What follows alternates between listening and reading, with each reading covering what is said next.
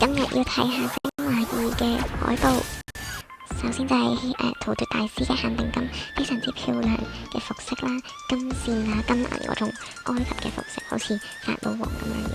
見手啦都有嗰種符紋啊、眼罩嘅效果，金色嘅鏈條咧令到突出咗高貴嘅感覺，非常之唔錯。其實佢特別就係嗰啲石崩嘅效果。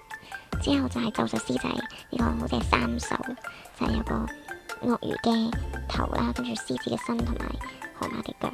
見到嗰啲金色嘅鏈條啊，就突出咗好高貴嘅氣質，非常之唔錯。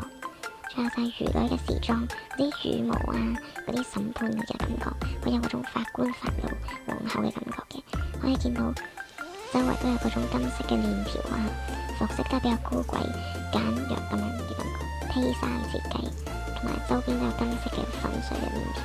呢啲就係最後啲藍皮啦。